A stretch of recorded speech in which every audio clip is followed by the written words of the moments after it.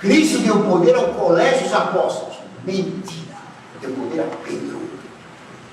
Cristo não foi sacerdote. Pedro negou Cristo 3 vezes. E Cristo manteve ele no barco. Pedro, tu me amas mais que esse. Cristo não foi sacerdote. Nem São João. Pedro traiu na sexta-feira. No domingo, quando chegou a notícia que as mulheres tinham visto Cristo ressuscitado, Pedro e João correram para o sepulcro. João chegou antes, porque era mais moço, não é isso? Chegou antes, entrou no sepulcro? Não. Ficou parado na porta. E chegou Pedro e entrou. João falou para ele: pera lá, você acabou anteontem, você renegou Cristo, vem aqui agora querer se meter. Fica lá para fora, eu sou sacerdote. São João não foi sacerdote. Nem São Paulo, né? Nem São Paulo. Nem São Paulo. Então, São Paulo foi conferir o Evangelho com Pedro. Subiu a Jerusalém para conferir o Evangelho com Pedro, para ver se o que ele ensinava era tudo certo. Cristo tinha se revelado a ele, mas ele foi conferir com autoridade, porque nenhuma visão mística pode suplantar a autoridade jurídica. Pois Nossa Senhora mandou a falar com o Papa, e o Papa não sabe a Rússia, não mandou, mandou pedir. O Papa que decide, até a Mãe de Deus submete ao Papa. Pois Nossa Senhora calava-se os apóstolos. A irmã Lúcia se submeteu a toda a autoridade da igreja. Claro. Quando podia falar, quando podia. O Papa é a suprema autoridade, é Cristo na terra. Seja ele João XIII, Paulo VI, quem for, é o Papa. Nossa Senhora se submetia até aos apóstolos, a Pedro. Para o Vaticano II, não. É a colegialidade. O Papa não manda mais, ele pede.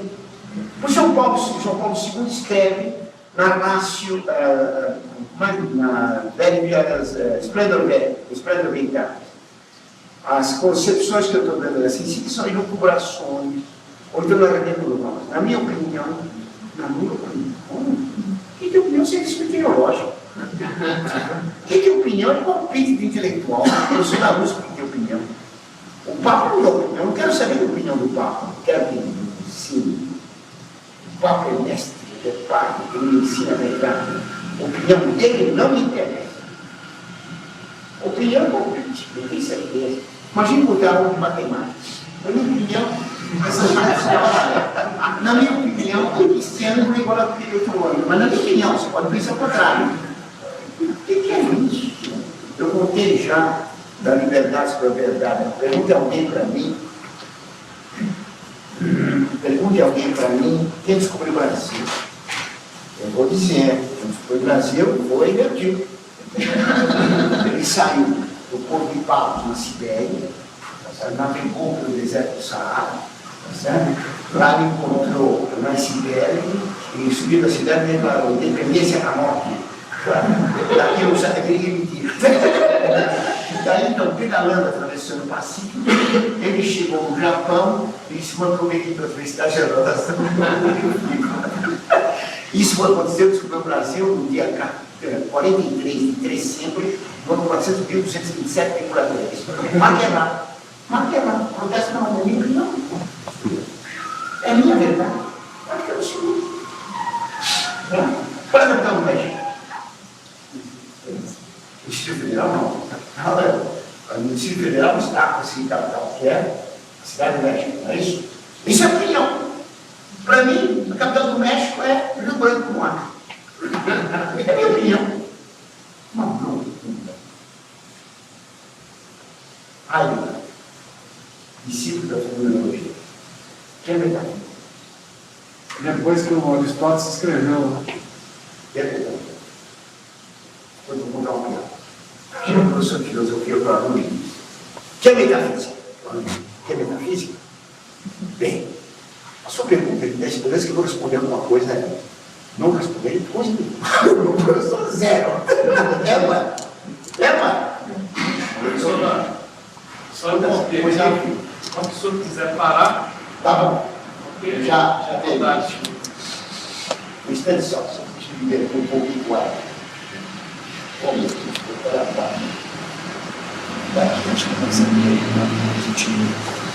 que é metafísica? A pergunta nos dá esperança de se falará sobre a metafísica. Não farei. Piada, zero! para ele. Mas é o Heidegger, seminarista, traidor de Deus, gnóstico, uma das forças para o segundo, através do Carnaval. Isso aí é uma questão séria, Você imagina uma matéria dessa política cena que anda com o cachorro puxa ela na rua. Ela de sábado, a gente vai num barzinho tomar cerveja com uma moda, e diz: não surge na negação, mas a negação se funda no não, e por sua vez se origina no gratificado nada. Mas a negação é também apenas um modo de uma relação gratificadora. Isso quer dizer, previamente fundado no gratificado nada, que é algo gratificante. Isso aqui para os alunos. Quem entendeu isso? Quando o cara dizia, ele não muito quer dizer nada. Isso é para uma dama decorar e fazer pose com o shopping de copo de cerveja na mão. Isso é uma piada. Isso é um deboche da inteligência humana. A doutrina, verdade, é simples, ela é clara. Não pode ser exemplo, pense como o senhor fazia nas palavras do Evangelho. No Evangelho não tem a mais alta sabedoria e não tem para apoiar assim estúpido. É tudo simples. A verdade é clara e simples. Quando alguém começa a remexer com nossa página para explicar o que foi dito, não tem linguagem de Cristo, sim, não. Sem notas! 5 linhas. Você pode ser sim, não. Tudo que passar isso bem. Do demônio.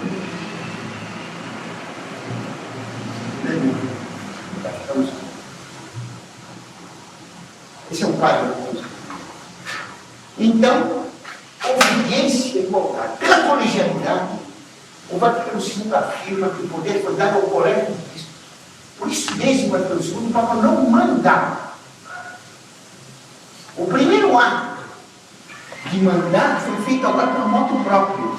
Moto próprio quer dizer exatamente isso, um decreto feito pelo Papa, de movimento pessoal próprio, sem consultar ninguém, sem pedir opinião de ninguém. É a ordem dele. Está sendo obedecida ou não? Não. Por quê? Porque a colegialidade. O Papa não mandou tipo os confessionários da igreja? Mandou. Não tem.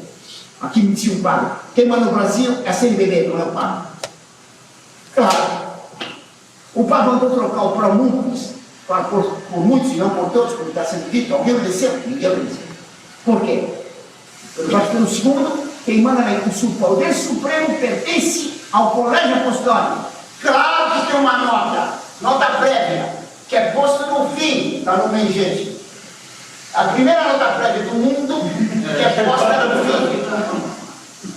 Então, onde está dito que o colégio, o poder pertence ao colégio apostólico, entende-se que pertence ao colégio apostólico, sobre o Papa, com o Papa, mas submetido ao Papa, cuidado ao Papa, vai ser nota prévia. Isso aí é uma heresia do século XIX, né? Claro. Galicanismo. E desde o século anterior, desde o século XVII. Então, a colegialidade faz do Papa o servidor. O bispo não manda nos padres. Tem o colégio, o conselho diocesano, que os padres se reúnem e determinam por bispo. Os bispos têm medo dos padres. O padre manda na paróquia? Não. Tem o conselho paroquial, dirigido pela sogra do padre. A gerente da igreja. Ninguém manda em nada, todo mundo tem medo. O clero tem medo. Os padres têm medo, parece que o padre para rezar a missa antiga. Tem medo do bispo. Tem medo dos teólogos. Peça para o bispo fazer, tem medo da CNBB. Peça para a CNBB, tem medo da revolta dos padres do bispo. Todos têm medo. Pessoal, mas essa questão da autonomia. Não, pode deixar, eu não digo não. Há uma cidade grande no Brasil em que o bispo, o arcebispo, está tendo comando bispo os padres gays. Os padres gays fizeram então um relatório para colocar com o bispo. Se o senhor fizer coisa contra nós, vai sair tudo isso contra o senhor. Sua secretária, fulana de tal, Menino do Senhor, o bispo infernado português. Os gays marcam encontro amoroso na igreja, nós só somos todos. Vimos para os dois.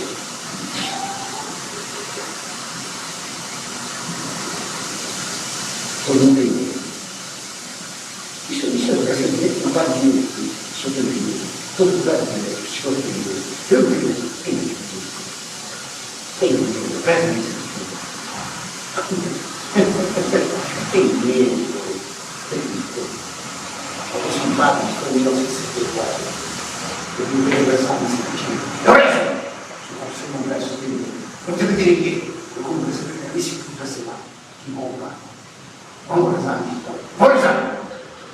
O padre está rezando isso aqui. Estou rezando. Fala, quando? 5h30 da manhã. Nossa, 15 anos. Por isso eu tenho medo. Medo que é uma surpresa. Você tem medo. Obediência e compreensão. Para compreender, vou dar um exemplo. Que é o exemplo para vocês transmitirem para outros. Até que você entende. Nós temos um ônibus, uma das estradas de terra aqui de Minas, e um ônibus na cola. Nós saímos do ônibus e começamos a empurrar. Todo mundo empurra. Um puxa, outro empurra. Tá claro? Mas cada um empurra, certa hora, não é coordenado. Então, fulano, espera lá. Então, Frederico, nada aqui. Vamos fazer junto. Espera aí. Você puxa, você está no para-choque da frente. Você está atrás, você pula. Você pega nessa coluna, pega outra coluna. Quando eu disser, agora, todo mundo murar e empurra. Desapaga o carro. Ele tem autoridade, não? Ele passageiro igual. Ele apenas coordenou nossos esforços. Ele não tem autoridade, é o coordenador. O Papa é coordenador dos bispos. O bispo é coordenador dos padres. O padre é coordenador do conselho paroquial. Não manda ninguém, pois não. Nem na missa, ele é chamado como. O padre agora é chamado como. Presidente da celebração. Presidente. Professor, isso é super interessante. No ano passado, na vida do Papa, eu fui a São Paulo. Sei. Na canonização do Galvão. E tinha um padre lá que estava animando a missa. Sei. Animando lá o povo lá. Animando? Animando lá o. Mas só para Cantando o povo lá antes de começar. Aí o Papa chegou no Papa Móvel. E teve uma expressão que ele usou que eu achei fantástica e que o senhor disse agora. Ele falou assim, olha, viva o Papa, viva o Bento XVI, aquele que coordena a igreja. Está vendo?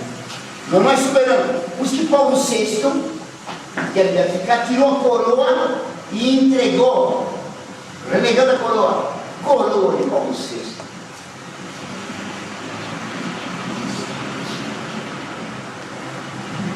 De prata, em forma de ponta de foguete, trilogia de foguete, com 3 fios de ouro, com Sputniks, que a Rússia tinha lançado Sputnik, primeiro satélite.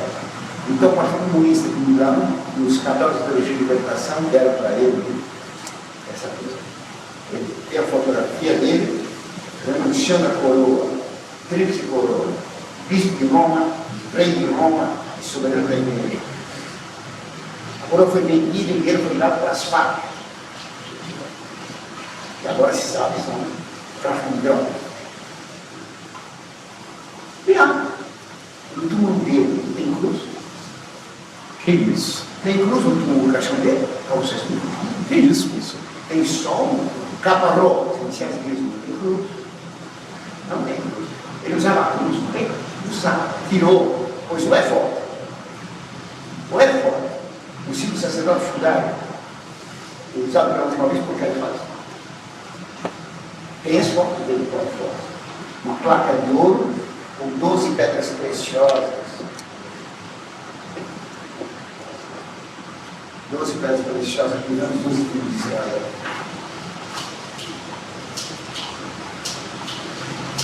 Então, obediência significa igualdade. Todos são iguais, ninguém manda em ninguém. Obedecemos ao Frederico para coordenar o empurrão no ônibus atolado. Só. Terminou, desatolou, ele vai sentar no banco dele, eu sento no meu, ele não manda no ônibus, não manda em nós, vocês entenderam? É só um coordenador. O Papa é um coordenador, ele não manda coisa nenhuma. Por São Paulo, você não pedia aos bispos, nunca mandava. Pedia. dava palpite, fazia especulações filosóficas, não ensinava o poder dele. Só na Ratio, eu não esqueci. Zé Rácio? Fides et Ratio, que ele fala que são especulações filosóficas, no meio disso, o núcleo dessa encíclica, o ensino com o poder de Papa. E quem negar esse núcleo não pode usar o filho iluminador. Mas o núcleo é que a verdade é objetiva, universal, imutável. Naquela questão da ordenação de mulheres Também usou infalibilidade. Ele declara, nós, como soberano da igreja, declaramos que para todo sempre a mulher não pode ser ordenada. O documento de Aparecida fala que eles estão querendo a igualdade eclesiástica das mulheres. Por exemplo, o documento do Teologia de Libertação. Não. Exatamente. Tem dois documentos. É. Tem dois documentos. O Papa publicou um em Roma e a Teologia de Libertação publicou outra aqui. A CNBB usa a daqui, não do Papa. Quer dizer, o que vale isso aí? Rebelião. Então, obediência significa igualdade. Quem manda alguma coisa é só para coordenar. Só. Castidade e fraternidade. Como? O tema é delicado. Os padres em São Paulo dizem agora, nós fizemos voto de celibato, não voto de castidade. É o que é, não é, né? Não casando, vale! Ou seja, a mesma coisa dos espíritos livres, dos cátaros. Claro. Ou seja, Não casando, vale. Então, eu ligado, triunfou, frequenta a boate Cabral, na mira, aí fala para o boate dos gays. E o noivo deu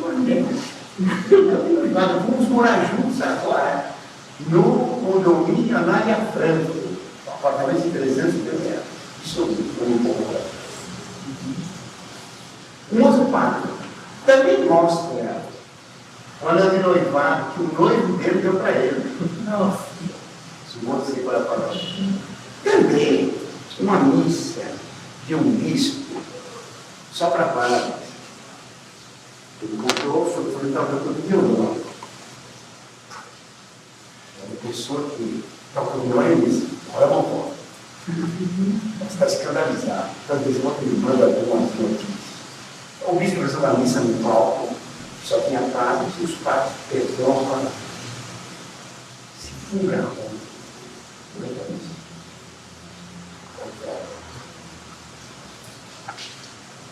É um amor. Fraternidade. Igualdade não é fraternidade. Como se chega a isso? Sim. A fenomenologia nega as essências. O homem não pode conhecer a realidade, a verdade.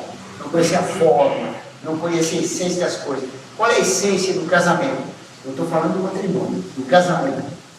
Casamento de dois pagãos, dois japoneses, dois romanos antigos. O casamento é indissolúvel, então. Qual é a essência do casamento? O que é o casamento? Defina. União da mulher, união da mulher? seria a origem da família. Origem da família. União da mulher para quê, então? Para procriar, só para procriar e largar o filho do mundo? Para educar, só educar? Para ser cidadão? Exercer cidadania pedindo dinheiro no semáforo? Ou então ser deputado? Não, é para procriar, educar, santificar. O casamento é para colonizar o céu. Essa é a definição do casamento, união de um homem e mulher para ter filhos, certo? Para educá-los, santificados, o amor mútuo nos expor, no auxílio mútuo, o seu auxílio na santificação. Não, concepção romana, não moderna. Os romanos, quem cometeu divórcio é crime. Em Roma, na República Romana, toda mulher só tem homem, todo mundo só tem mulher. Depois se colocou. O casamento era feito para ter filhos, indissolúvel, para ter filhos, educá-los e formar, em Roma, com o conceito cristianismo, como antigo, mas educá-los como cidadãos patrióticos romanos, que era o dever. E o dever para ser tudo. Filho Régulo, quando foi preso pelos cartagineses, no ano de 200, quase 3 anos, preso pelos cartagineses, os cartagineses estavam para perder a guerra, então mandaram ele fazer para Roma, prometendo que voltaria como prisioneiro. Ele para o Senado romano fazer paz com Cartago. Ele disse que foi para Roma, chegou no tribunal, não foi visitar a família dele, não dormiu na soleira da porta. Nem Williams, pelo menos ele foi no Senado e disse: não faça uma paz, eles querem a paz que estão perdendo, façam guerra com Cartago. Os romanos queriam segurar no nome, não, eu tenho que derrotar. Eu vou lutar. Voltou e foi embora. Era um padrão. Com uma noção de viver, nem para a ideia dos gregos antigos, da Eugênia. Eu fico envergonhado de ver como aqueles padrões tinham alta noção de virtude, Aristeia. Agora, aquele texto nos envergonha. Nos envergonha, nós somos filhos de Deus. Não temos uma noção que aqueles contatos tinham claramente. Acho que é o segundo. Então, a palavra, a essência do casamento é a união do homem e da mulher para ter filhos, para ter filhos, para criar, educar, santificar, no conceito católico. Certo? Na fenomenologia, a palavra essência significa existente. O existente. Participo presente. O que está existindo. O primeiro fim do casamento é a procriação. Sempre foi assim agora. O último é o apoio dos esposos no amor. Não vai ter discussão para o próprio indivíduo. O primeiro fim do casamento é o amor. Havendo amor, existindo amor, tem casamento. Não disse entre homem e mulher. Havendo amor, diz os padres hoje, vale. Então tem um casamento gay que eles estão defendendo. De manhã me disse de uma igreja aqui, que tem um padre delicado, claro, que defende o casamento gay, claro. Tem um padre do Votuporanga que escolhe missas e é um efeminado, claro. Certo? O bispo Tom disse contra ele, porque diz que chegou há pouco tempo. Mas já mandou uma carta para todos os padres dizendo que não podem, o senhor Orlando Felipe dar aulas de eleições da igreja. E a princípio ele ia para dentro de uma providência, vou para lá. Então o casamento não existe. Acabando o amor, não existindo mais amor, acabou o casamento. Claro, daí as anulações contínuas de casamento é por aí. Segundas nupcias, terceiras nupcias, porque não pode ter 15ª. E também o amor é. Daí eu vi isso, acho que é Vinícius Moraes, que o amor seja eterno enquanto tudo. Cessou o amor, acabou, não pode separar-se. Foi aprovado no Código de Canônicos agora, basta ligar que não tem experiência do amor, pronto, anulou o casamento. Ele casa 9 vezes, né? Casa de novo. Então, anula o casamento. Anula o casamento. Fraternidade quer dizer liberdade ou pobreza, igualdade ou obediência. Fraternidade é o amor, como qualquer que seja. Existente. Existindo o amor, nós temos um amor fraterno. Fraterno? O amor conjugal não é fraterno. Amor fraterno são irmão com irmã. O amor conjugal é outro. Certo? Acho que eu usei um grande detalhe. Tudo bem? Quer dizer, uma trapaça. Então, para o Cobra, disse que isso me permite compreender o que é o coração. Vamos entender agora. Só dorme. Eu tenho que ir. São mistérios. Depois vamos ver por que foi convocado o concílio. Dito que o Padre Cobra não por mim. Gravando. Pode gravar. Então, isso eu fiquei por falar muitas vezes dos contatos que eu tenho com a sua irmã de 11. Quando o grão-mestre, a Quebra de Armas, escreveu uma carta, o Paraguai, uma carta aberta, que o Papa considerou uma carta de boa vontade e nomeou uma comissão para dialogar com eles. Isso foi em 1937. Em 1939, pessoal, 45 terminou a guerra. Não é ocasião de explicar a guerra mundial, porque é um congresso lá na minha fora, explicaremos a ação de Nossa Senhora na guerra mundial, os mistérios da Segunda Guerra Mundial, que são fantásticos. Eu acompanhei a Segunda Guerra, tenho 6 anos, acompanhei a Guerra da Espanha, com 5 anos acompanhava a guerra, com 4 anos acompanhava a Guerra da Espanha, com o Castro, eu acompanhei dia a dia. Então a guerra mundial foi extremamente interessante do ponto de vista doutrinário e teológico. No fim da guerra, 45, teve as bombas atômicas, lembra? Você todo mundo sabe disso. Os americanos jogaram uma bomba em Hiroshima e Nagasaki, mataram numa cidade 80 mil, numa cidade 50 mil, 130 mil mortos e 2 bombas. Era muito bravo. Os ingleses tinham bombardeado Dresden, que era uma cidade sem indústrias, uma cidade artística, barroca, destruiu com tapetes de bombas. Os tapetes eram totais voadores que passavam em filas, né? Passavam na fila do bombardeio, ia jogando as bombas, depois vinha outra fila atrás, depois outra, fazendo um tapete de bombas. Mataram numa noite 100 mil alemães. Então não é só a bomba atômica que causava mortes. A bomba atômica não.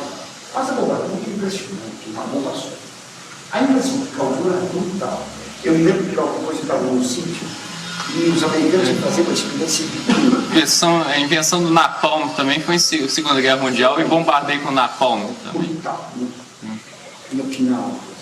Bem, quando foi em 45, 46, eu não me lembro mais a data, eu estava num sítio, só 13 anos. Os jornalistas estão publicados, a terra vai baixar no meio. Eu fiquei apavorado, eu fico um pedaço do lado, minha mãe fica onde vai esse pedaço de terra ali embaixo? Então, eu estou apavorado. E disse que a terra ia baixar no meio. Eu já estava vendo o globo contado ao meio.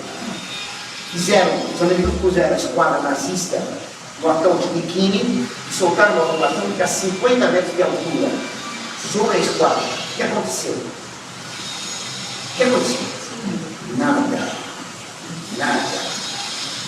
Não aconteceu nada, não afundou nada. Isso que A esquadra era de quem? a esquadra alemã já disse que tinha funcionado. Não afundou nada. Em termos de desgaste, estranhíssimo. Como em Hiroshima e Nagasaki, às vezes as pessoas escapavam vivas. Ficavam assim branco, escapavam vivas. Esquisito. Mas a bomba assustou 13 anos ficou vivos. Então, isso para o corpo.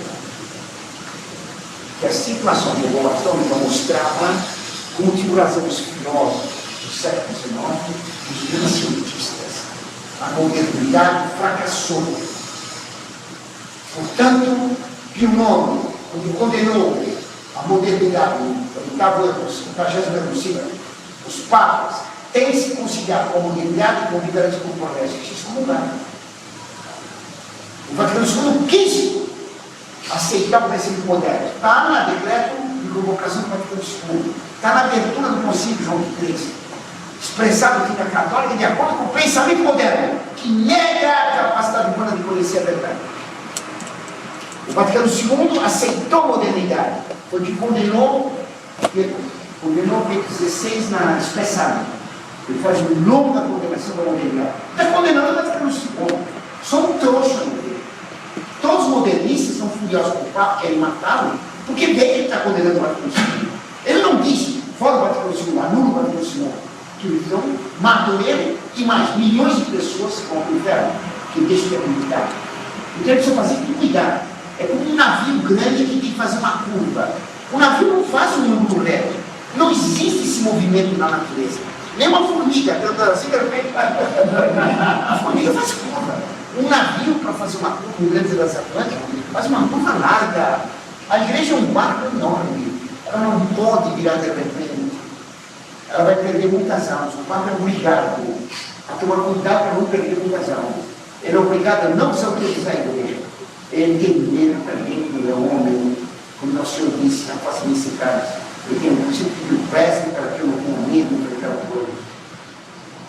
Então são razões sobrenaturais, são razões políticas, são razões pessoais que levam ele a fazer cuidado. Ele condenou o espírito do concílio e condenou a modernidade. Condenou o concílio. Para bom entendedor, minha palavra basta. Os que estão dizendo que odeiam a ele, mas diz que não condenou o concílio, é um jogo. Todo mundo que pensa sabe que o concílio está ligado. Os Paulo se dizia, aprovar missa antiga quando era concílio se pode também. Ele aprovou missa antiga quando era concílio. O padre Kobler dizia, então, terminada a guerra, a bomba atômica do jogo, as seguintes possibilidades. Ele disse, como no século XIX e XX, poucos homens, entre os grandes sábios, os grandes doutores, tinham compreendido que a modernidade fracassada, o protestantismo, o renascimento, a Revolução Francesa, o comunismo, levaram o mundo a um impasse para Aristoteles. Uma coisa extrema. A cidade morreu. Isso não é vida. Acabou a liberdade, acabou o respeito, acabou a unidade. Só tem uma lei, a violência, a mentira do jornalismo, a maçonaria do mundo. Então, o padre Cobra diz, aquilo que se compreendeu ficou patente com a bomba atômica.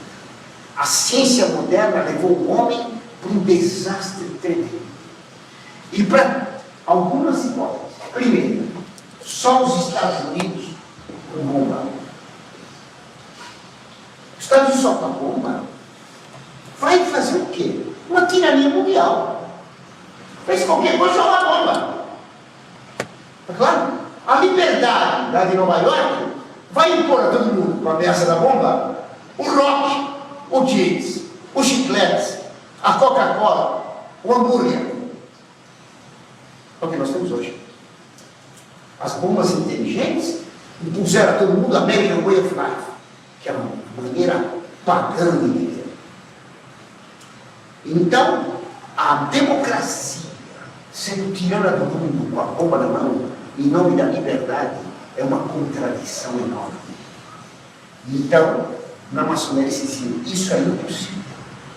Não se pode aceitar isso. Pense numa hipótese. Duas nações com a bomba. Estados Unidos e Rússia com a bomba. Que significa guerra mundial. A hecatombe. Que agora está ameaçando no Irã. A questão do Irã é gravíssima. O Irã tem 32 foguetes que dizem que podem atingir Israel. Israel tem 15 quilômetros de largura. Uma bomba nuclear mata todo mundo 100 quilômetros, no raio de 100 quilômetros. Sem contar outro círculo maior por radioatividade. 15 quilômetros. Se das 32 foguetes, uma alcança Israel, acabou Israel. Acabou o computador central, certo? O Golem. O Golem. Acaba o Golem de Israel, acaba os grandes computadores, todos os aviões e tanques sem controle, usaram 100 milhões de reais de volta, matam 6 mil judeus a querem metade. Israel vai se ligar, agora vai jogar, vai tomar todos os lugares de helicóptero, vai jogar bomba atômica em Damasco, em Teherã, em Meca, no Cairo. Israel desaparece, mas desaparece também o Israel. Uma guerra nuclear ameaçada. A maçonaria pode ser. O fim da maçonaria é a união do gênero humano. Então, a terceira hipótese maçônica. Maçônica eu estou com quase um pouco. Você pôr uma filosofia que permita unir todas as religiões, todos os sistemas políticos, todas as ideologias, todas as opiniões. O relativismo completo. O relativismo filosófico. Só tinha uma filosofia capaz disso, a fenomenologia, que é a doutrina adotada pelo Vaticano II. Daí o vocabulário estranho do Vaticano II. A igreja é como que sacramento? Como que sacramento? É claro que os padrecos têm que enganar todos os dias do mundo, inventando explicações de nota de página, inventando. Isso tem um significado. E tem um significado na fenomenologia. Diálogo. O que quer dizer diálogo? O que quer dizer diálogo? O que é diálogo? Logos é razão. Logos é razão, é pensamento. E di. Dois pensamentos separados. O di é condenado, escola é pecado. O número 2, o dia 2, Deus não abençoou. Os outros dias Deus abençoou. O dia 2 não. Na Sagrada Escritura não tem diálogo. Nunca tem diálogo. Na Sagrada Escritura, o Evangelho está em colóquio. Como bloco é? Quer dizer colóquio? Cadê o menino? Cadê o menino lá? Então, quer dizer que o dom dele? Falar comigo. Tá certo? Eu estou falando com você. O professor dialoga com os alunos? Não. Eu não estou dialogando com você. Eu estou ensinando. Imagina o professor de matemática. Prova lá, telecomunicação. Não, só sei que o diálogo. Faça um abatimento, 2 mais 2, 15. Não, pede para São Paulo. 12,5. Não tem isso. 2 mais 4, quer acabar. Não há diálogo no ensino. Uma igreja dialogante no ensino. Correto, não é? Muito bom. O capítulo 2 é dialogante. Então, ensino. O que quer dizer diálogo? Nunca se usou essa palavra na Bíblia. Nunca na patrística se usou essa palavra. Nunca na filosofia católica se usou essa palavra. Quem usou? Eu não uso. A fenomenologia. Daqui a pouco eu fico aqui. Daí é que eu exerço Paulo VI, olha como o Paulo VI, 60, nesse curso de morreu no João 3, e foi embalsamado, informou o futuro, para não excluir o meu caráter perigoso. Foi um propósito. E eu já apresentava cada dia um virado químico, medicação da planta. Virado coisa nenhuma. Mas deixa o corpo dele apresentar lá um destaque, com flores, certo? Com a singularidade, fábrica. Então, João 16, eu convocar o conselho. Paulo VI convocou o conselho. Essa é uma conversa em si. Conversa sem, como é que eu falei, sem compromisso. Não sei. Por isso que eu digo nessa aula. Que no diálogo, ainda que as mesmas palavras sejam entendidas em sentidos opostos, vale o diálogo. Parece o diálogo minha avó, minha tia-avó, quando tinha 94 anos. Vieram subir a estrada para o peito, e a avó dizia, calor hoje. Eu estou me melhorando, estava com dor de cabeça. O Corinthians ganhou. Ah, é verdade. É verdade, o problema faz bem para a tosse. É absurdo. Careca, coitadinho. Para Paulo VI, o diálogo vale, ainda que se entenda a palavra, em 2 sentidos opostos. Exemplo. Um aluno meu veio da Itália. Um aluno, um menino simples, depois se pastoreou, um padre pastoreou. Era um menino impressionante, mas muito ideia. Era impressionante. Estava em Roma, contente da vida. Tão contente que pegou numa estrada, pegou outro nome e passou no pedágio. Estava em Roma, de manhã cedo. Um garçom italiano, um bom, um guardanapo. Aí saiu o café, certo? Burro. Garçom, burro. Então eu disse que é manteiga, burro em italiano quer dizer manteiga. O outro estava dentro, achou que ele burro. É a mesma palavra que pessoas opostas. Para Paulo VI valeu. Ainda que se entenda o diálogo, palavras divergentes valem. O diálogo vale que o diálogo. Porque diz Paulo VI, as divergências são convergências dialéticas. Então o diálogo não é para cometer ninguém. No livro do Padre Clover tem um anexo sobre o diálogo, que diz tudo isso aí. E diz, a palavra diálogo foi muito usada pelos comunistas. Daí, aquele desenho famoso, não é?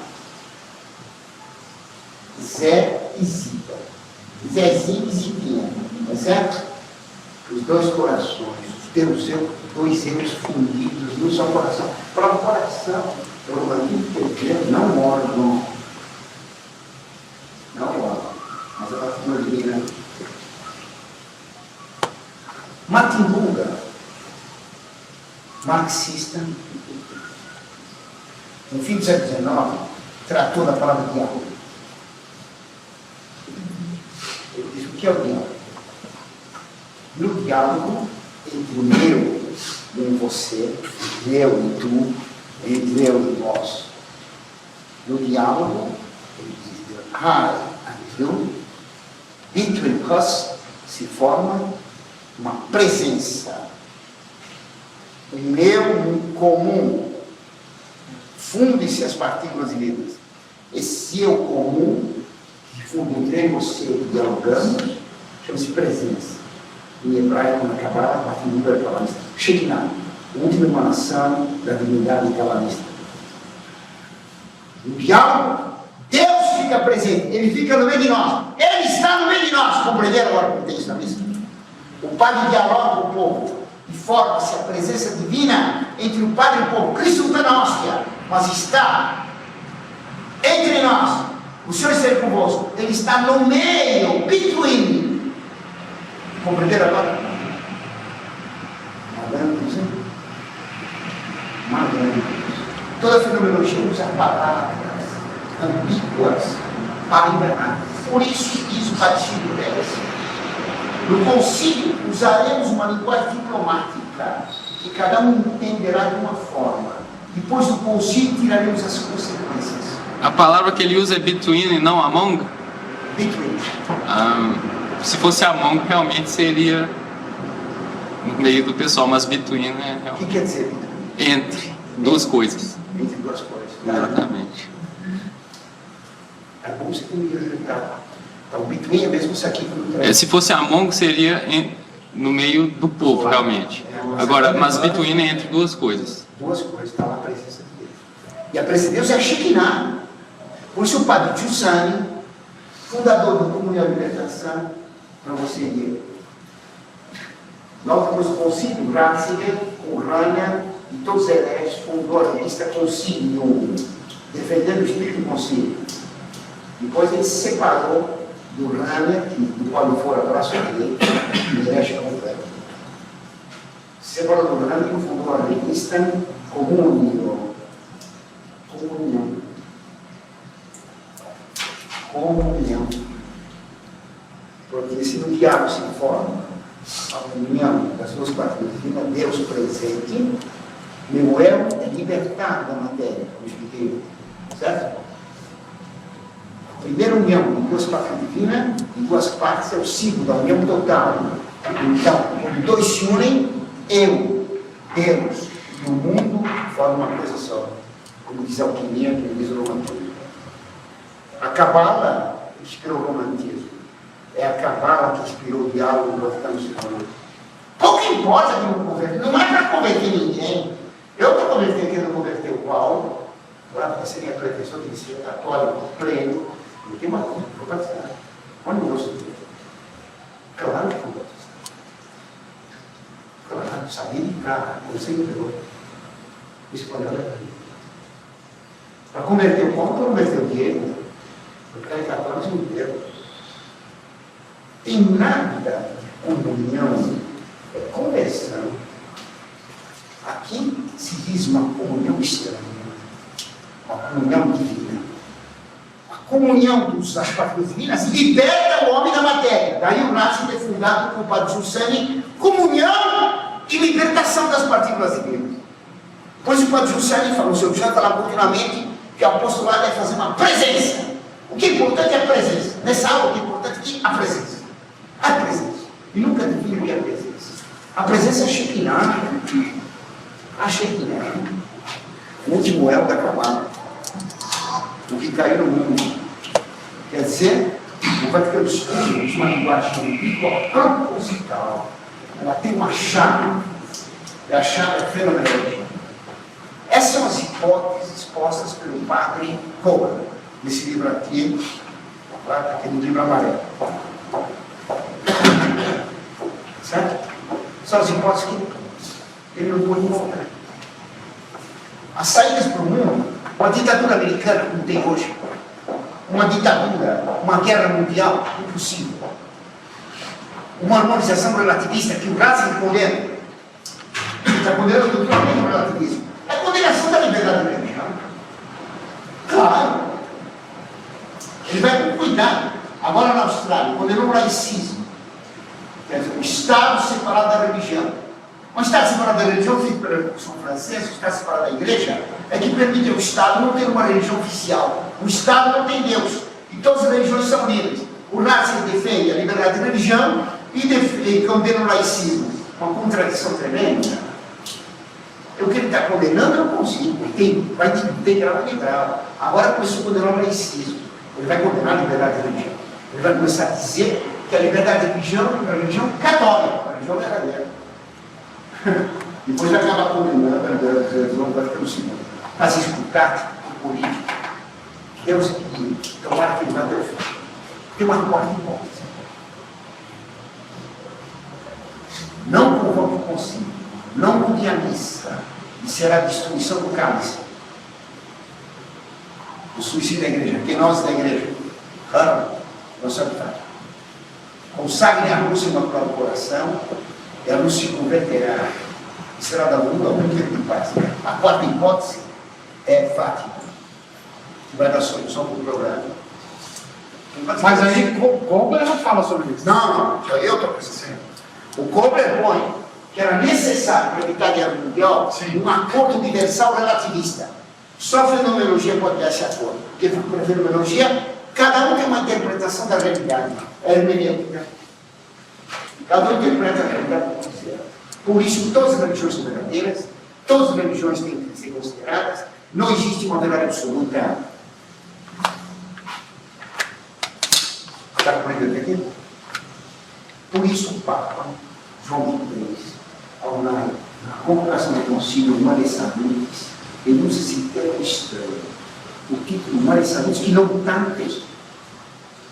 E depois vai dizer, como os profetas de desgraça, que é dos pastores de Fátima, meu filho. Meus alunos fizeram, eu mudava na Fiteira, o Dr. Pinto organizou, mas meus alunos trabalharam.